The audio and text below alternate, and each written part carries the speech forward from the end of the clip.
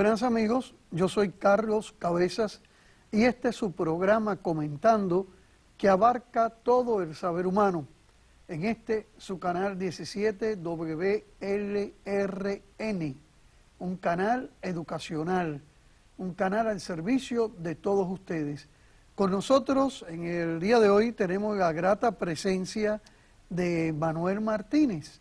Manuel Martínez es un escritor muy fecundo, es también numerólogo y es un hombre de una cultura vasta que no solamente las cosas que dice escritas por él, sino en general nos puede poner en el centro mismo de cualquier disyuntiva que pueda haber en el sentido filosófico, teológico, etcétera, en el mundo. Manuel, Carlos, bienvenido. gracias. Tienes ahora una nueva, vamos a decir, no visión, sino un nuevo trabajo sobre numerología. Sí. Pero quiero preguntarte primero, antes de compartir el programa sobre tu último libro de Nostradamus y las profecías sobre la separación de Cataluña de España y su conversión en la primera república islámica de Europa. Horrible. La numerología. ¿Cuántas numerologías hay y cuál es la que tú utilizas? Bueno, numerología, el origen de la numerología hay que remontarse a Pitágoras. Pitágoras trae a Occidente la numerología de Egipto. Cuando Pitágoras marcha a Egipto, que pasa allí 20 y tantos años en Egipto y Babilonia, descubrió la numerología, ¿no? Hay una frase egipcia muy conocida que ha sobrevivido a los siglos que dice: en los números está tu destino. Entonces, Pitágoras, pues, analizó todo lo que aprendió allí, lo trajo primero a Grecia y luego a Italia y luego, bueno, pues, se extendió a todo el occidente. A raíz de eso, pues, la numerología, pues, creció sobre todo en Grecia, en Italia, y se quedó olvidada por un tiempo y luego, bueno, se hizo mucho más conocida a través de la cábala judía.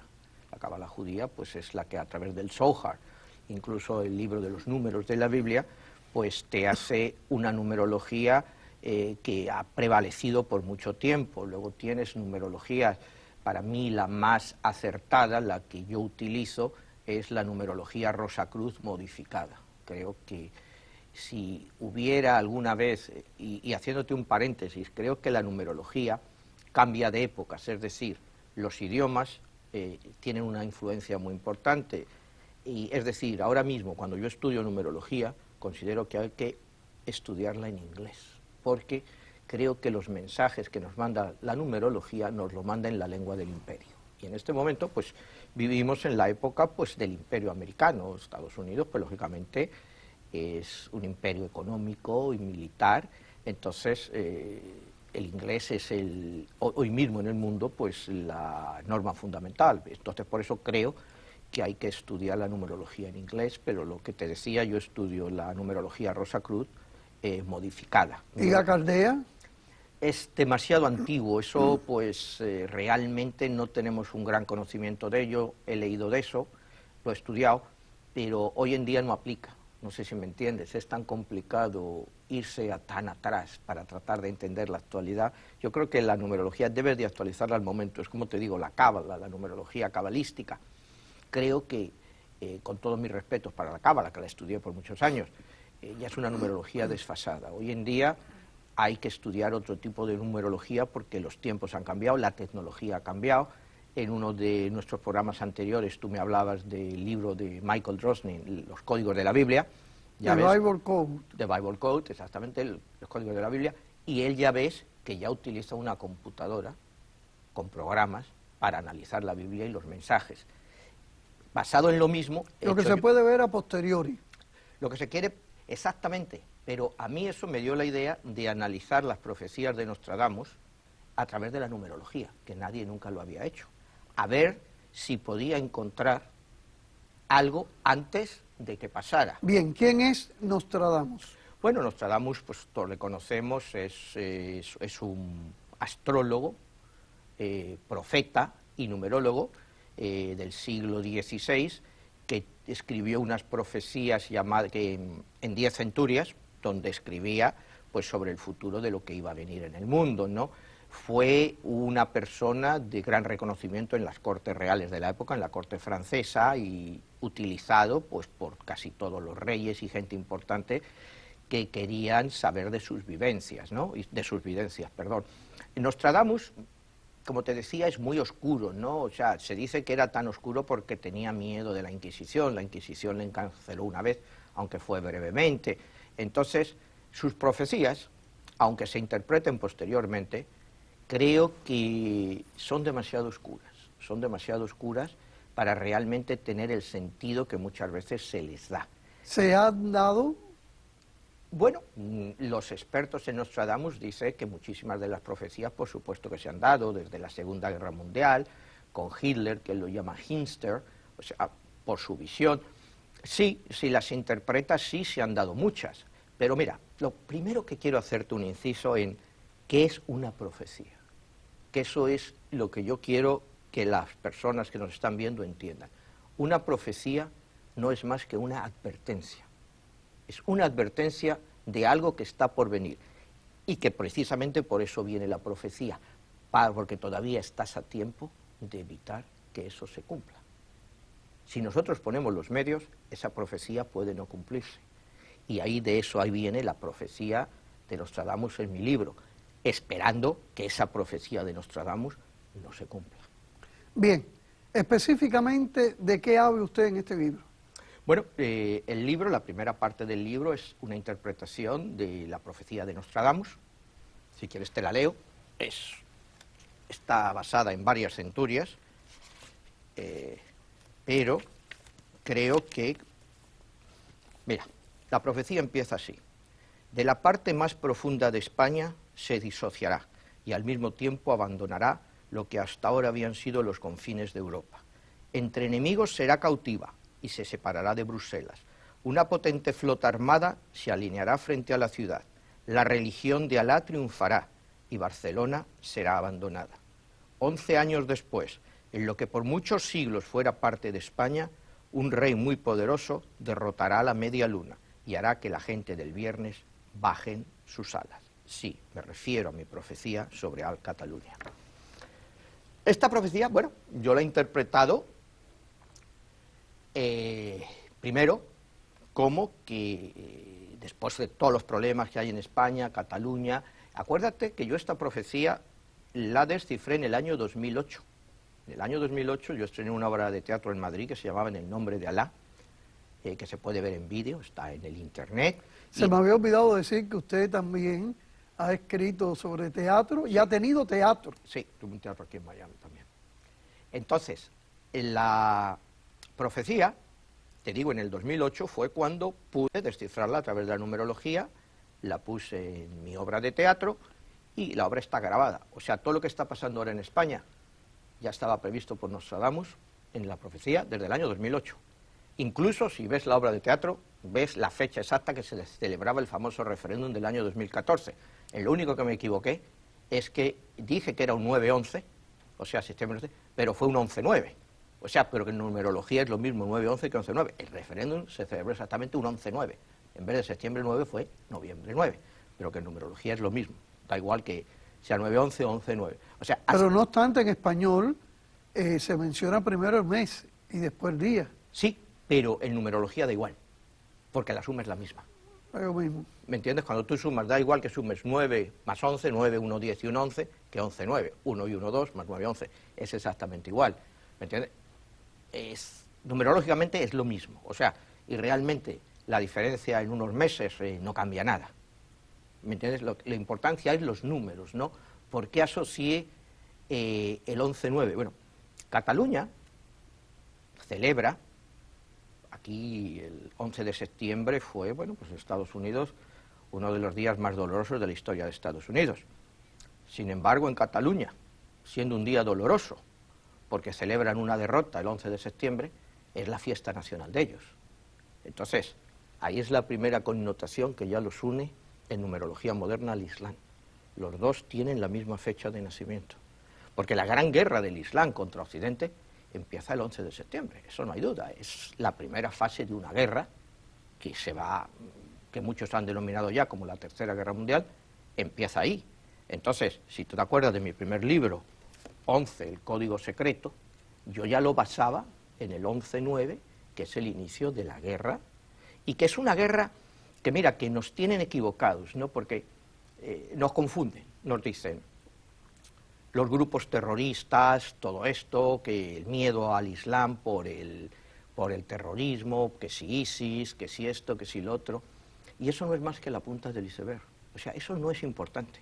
O sea, el terrorismo claro que es importante porque causa muertes y porque causa daños, pero el verdadero problema es el Islam silencioso.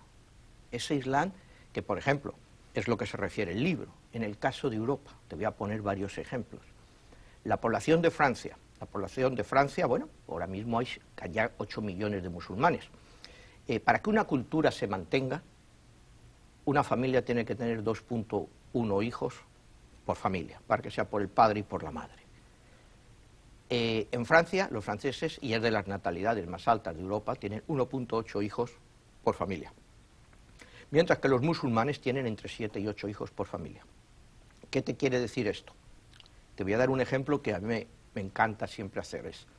En el año 1798, Napoleón invade Egipto. Napoleón invade Egipto, bueno, estaban en la guerra contra Inglaterra para impedirles el paso, que llegaran a la India. Pero bueno, esa es otra historia. Napoleón invade Egipto. La población francesa en ese momento era de 32 millones de habitantes. Hoy, 200 años después, la población francesa es 64-65 millones. Francia ha doblado su población. En el año 1798 la población de Egipto era de 4,5 millones de habitantes. Hoy la población de Egipto está tocando ya los 100 millones. Francia ha doblado su población y Egipto la ha multiplicado por más de 20. Bueno, estamos hablando de cantidades numéricas, estamos hablando de cosas que se pueden sumar, que se pueden restar, pero al mismo tiempo, ¿qué influencia pueden tener esas poblaciones numéricamente mayores de musulmanes en cuanto a nacimientos, a la realidad de los países donde habitan, que no son acogedores de extranjeros y que pelean en muchos casos en sus elecciones por este punto, si se está a favor de los emigrantes, si se está en contra, y en general hay fobia de los gobiernos, de la mayoría de esos países hacia esta minoría que puede convertirse en mayoría indiscutiblemente. ¿Eso perdurará? ¿Eso...? Mira, Carlos, hay una cosa muy clara, y es que Europa, si sigue así, será musulmana. Eso está claro. Y te sigo con el ejemplo de Francia. O sea, Oriana Farachi no se confundía. No, pero si es que los números no te engañan. O sea, tú puedes ser el buenismo, decir todo, que la inmigración debe de ser controlada, pero debe de ser controlada de todos los puntos de vista. Aquí en este país se ha criticado al presidente Trump porque ha prohibido la inmigración de ciertos países árabes. Es una medida muy dura, pero en cierto modo bastante lógica, sobre todo si miras el punto de vista de este presidente y de la gente que le rodea. En Europa hay mucha gente que piensa como él, lo que pasa que todavía no ha llegado al poder, pero están empezando todos los partidos xenófobos y de extrema derecha a ser muy importantes en los parlamentos europeos. Pero ya la xenofobia hundió a Europa en el siglo pasado con el nazismo. Sí, pero Europa lo que exactamente, mira, el problema del nazismo, mira, sería otro tema, ¿no? Pero como yo veo el nazismo, mira, cuando hoy en día hablamos de igualdad de los seres humanos, ¿qué es igualdad? Yo creo que tenemos que mirar dos conceptos. Lo que es los que creen en Dios y que el mundo fue creado por Dios, y los que creen que el mundo ha sido creado solo su propia evolución. Creo que la igualdad de los seres humanos solo puede ser si crees en Dios, porque crees que Dios te ha creado con un alma y te ha hecho a tu imagen y semejanza. En el momento que tú crees en la evolución, tienes que aceptar que no todos los hombres son iguales y que no todas las razas se han desarrollado igual. Eso es lo que utilizó el nazismo. Pero la teología acepta que puede haber sido la creación hecha por medio de una evolución. Lo que hay que ver es que en todo, en el principio, estuvo la mano de Dios. Sí, y ver si esa evolución, que es lo que cuando hablabas de los nazis, si esa evolución ha sido igual. Porque si la evolución no ha sido igual, por eso existe el racismo, porque la gente llega a creer que son superiores a otros. Entonces la única forma de evitar eso sería que todo el mundo creyera en Dios o que aceptara la creación. Pero los nazis, y aunque este no es el tema del programa, y no quiero desviarnos mucho, los nazis creían en Dios.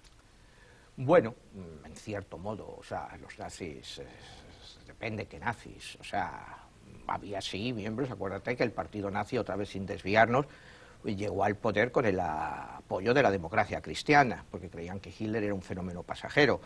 Los nazis, Hitler era un fanático del ocultismo y de la sociedad de Thule, o sea, realmente ellos creían en el superhombre, es lo que siempre buscaban los nazis, ¿no?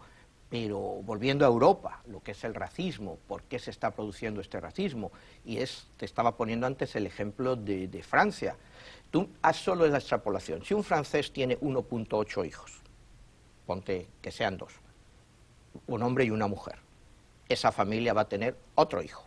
Los musulmanes, si tienen 7, 8 hijos, con 4, se dividen en 4 hombres y 4 mujeres, esos 4 parejas van a tener otros 8 hijos. ¿Cuánto tiempo crees que tardarán en ser mayoría? Y el problema de ser mayoría es que utilizan el propio régimen occidental democrático para eventualmente tomar el Parlamento e imponer sus leyes. Y lo van a hacer democráticamente. Hoy en día, en Bélgica, 1 de cada 3 niños que nace ya es musulmán. En Holanda, 1 de cada 2.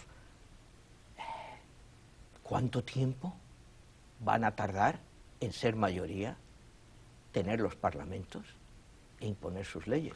Claro, estamos hablando de los musulmanes apegados al terrorismo, de los musulmanes que quieren implantar una ideología que sea exclusiva, pero hay muchos musulmanes, sobre todo aquí en Estados Unidos, que se han integrado a la nación y que trabajan como cualquier otro ciudadano. Mira, los musulmanes en Estados Unidos es otro fenómeno totalmente diferente. Acuérdate que aquí no había musulmanes. Aquí los musulmanes, que empiezan sobre todo, que son los musulmanes negros, es un sistema político. Los musulmanes negros se hacen musulmanes como rechazo al cristianismo que los había tenido esclavizados. Acuérdate que aquí el protestantismo justificó la esclavitud basado en el Génesis, capítulo 9, versículos 20-27.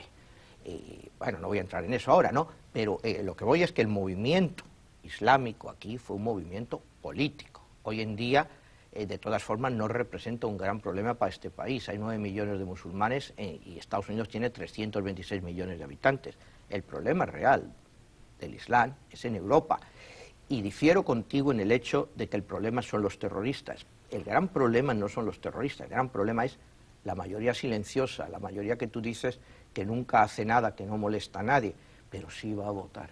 Y eventualmente van a votar a sus candidatos y van a tomar los parlamentos. Ese es el gran problema. Esta gente que no molesta a nadie, pero que tienen la religión íntimamente ligada a la política. ¿No hay pesimismo en eso que usted plantea? No, en absoluto, Carlos. Es totalmente realismo. El problema es verlo así, como pesimismo. Cuando yo analizo los números, Carlos, es lo único que yo me dedico, te digo, es analizar los números. Y esos números, si tú los miras, los números que yo te he dicho, automáticamente te dan que en 3 generaciones varios países europeos tienen mayoría musulmana. Esta gente, tú ves que cuando te haces unas elecciones libres, solo votan al Islam. Acuérdate de Egipto, las que ha habido elecciones libres, tal, ganaron los hermanos musulmanes. Pero no hay mejoramiento humano en la humanidad. Por ejemplo, usted habló del esclavismo en Estados Unidos y efectivamente los cristianos tenían ese régimen esclavista y hasta lo justificaban. Pero también hay que reconocer que fueron los cristianos los que acabaron con el esclavismo. Por supuesto, Carlos, pero lo que te quiero decir, lo que hablábamos era que el movimiento, los musulmanes, aquí en Estados Unidos, musulmanes negros, salen precisamente como contraste por la esclavitud que habían tenido por parte de los cristianos, y encontraron que el Islam los liberaba, porque el Islam reconoce que no hay raza, o sea que todos somos musulmanes, es lo que dicen. Entonces ellos ahí encontraron su fuente de inspiración. Pero al mismo tiempo dicen, sométanse. Sométanse a Alá, que eso lo dice cualquier religión. No. Bueno, sométanse es una palabra fuerte, pero los cristianos, en cierto modo, bueno, pues dependen de Cristo, estás siempre dependiente de esa fuente. Ellos dicen someterse a Alá, bueno, sí. Es que ten en cuenta que también el Islam, el problema del Islam más grande es que no ha evolucionado. El Islam realmente, la Égira, que es el inicio del Islam, es en el año 622, cuando Mahoma va desde la Meca a Medina, ahí es el inicio. Y el Corán empieza a recopilarse en el año 650, pero no ha evolucionado. El Islam sigue siendo el mismo que era en el siglo VII. El cristianismo sí ha evolucionado, y ha evolucionado mucho. Como tú dices, los cristianos reconocieron que esto de la esclavitud pues no lo justifica nadie, y acabaron con ello, pero que han evolucionado. No sé si me entiendes, todas las religiones, el cristianismo ha evolucionado muchísimo, el Islam no. El Islam no, para el Islam política y religión están íntimamente unidas. Entonces, bien, ¿cuál es el peligro, de acuerdo a la profecía de Nostradamus que usted ha interpretado, con relación a Cataluña, con relación a la primera república islámica europea? Sí, mira, la base parte de la profecía, el descontento en Cataluña, un descontento que fue un descontento, bueno, todo se inició por dinero, el inicio de toda esta revuelta en Cataluña es sencillamente por dinero, porque ellos querían que se cambiara parte de un estatuto que tienen de autonomía y que tuvieran una hacienda propia. ¿Cuál era la razón para tener esta hacienda propia? Bueno, pues darse una amnistía fiscal, todos ellos, todos los políticos catalanes, bueno, igual que el resto de los españoles, han estado robando por años y años y años, y tenían miles de millones de euros fuera. Teniendo su propia agencia tributaria, se dan una amnistía y aquí no ha pasado nada.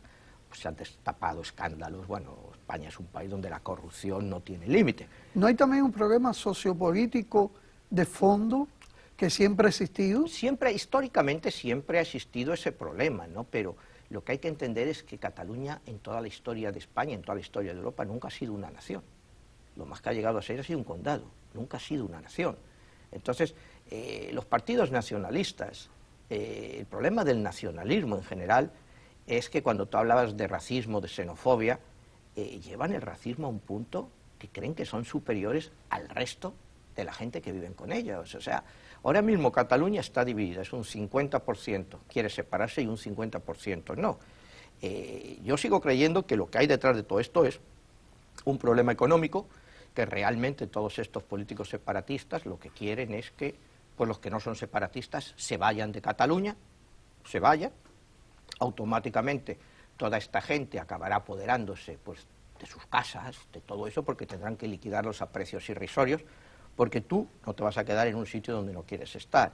Es una cuestión totalmente económica, quieren apoderarse de eso, pero en la profecía de Nostradamus eso pasa, o sea, porque cuando se proclama la independencia de Cataluña, la gente de dinero se va, y mucha gente que no quiere estar ahí se va. Entonces, ellos abren las fronteras y les empiezan a llegar inmigrantes subvencionados de los Emiratos Árabes, de Qatar, de todos estos países, de Marruecos, para ocupar el puesto de toda esta gente que se ha ido. Pero después que tuvieron 7 siglos dominando en España, ¿usted cree que puede surgir una república islámica en estos momentos? Sí, sí, con tiempo sí, claro. El caso es ese, que claro, estamos... Yo le pregunté en estos momentos y usted comienza la respuesta diciendo con el tiempo.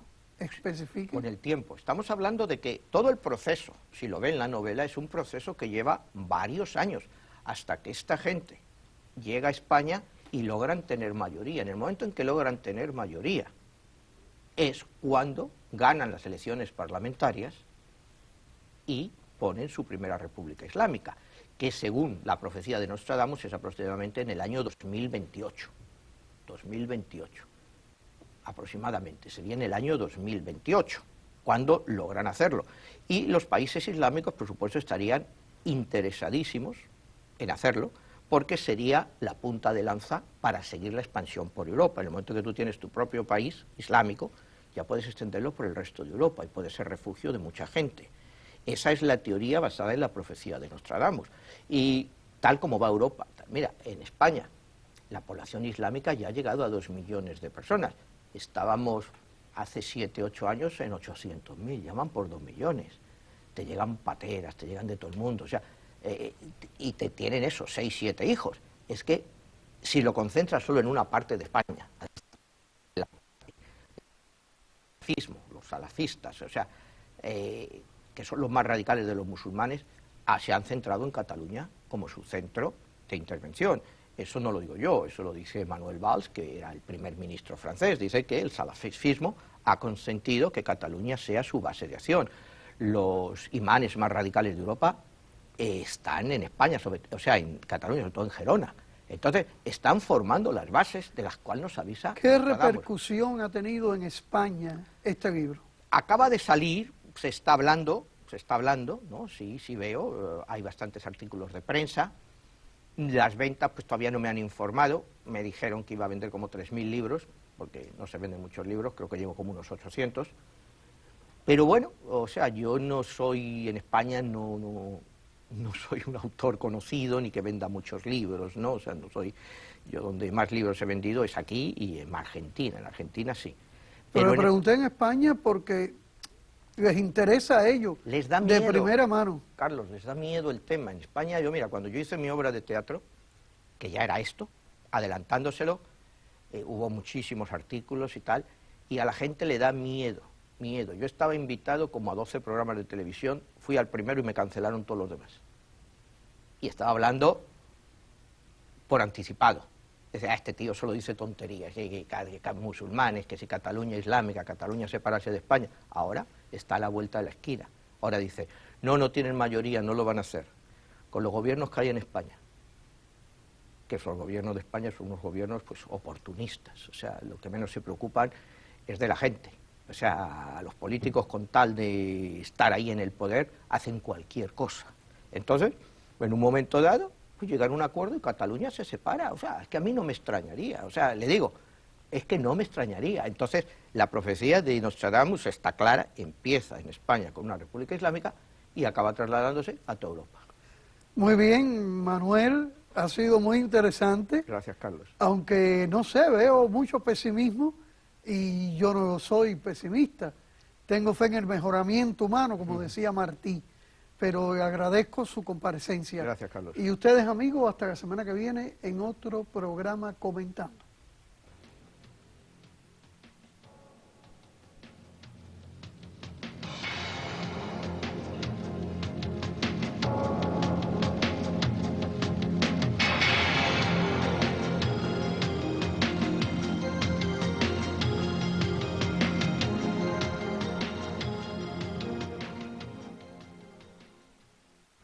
Once you went inland,